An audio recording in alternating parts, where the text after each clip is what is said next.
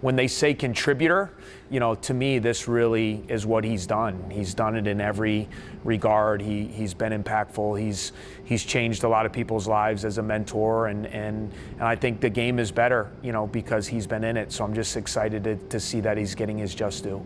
I read someone call your dad the turnaround expert. What made him able to walk into a new team and have such an instant impact? Everywhere he went, it was kind of a team that was struggling.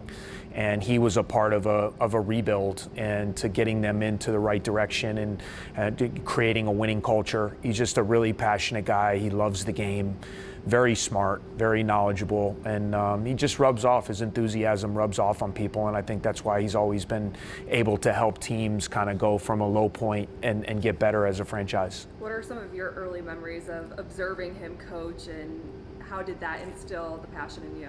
Well, for me, when we came to Chicago, I was in middle school. I was 7th grade through 9th grade when he was coaching the Bulls, and that was such a formative time in my life, 13 to 15 years old.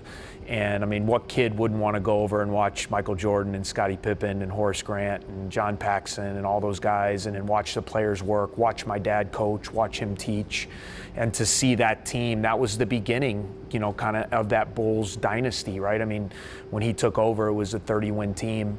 3 years later, it was 50-plus wins in the Eastern Conference Finals, and then eventually 6 championships after that. So to be a part of that and kind of see them change the culture and to see how those guys approach practices, games, learn from some of the best, and to spend a couple years kind of watching Michael in his peak, in his rise to stardom in the NBA was really special for me.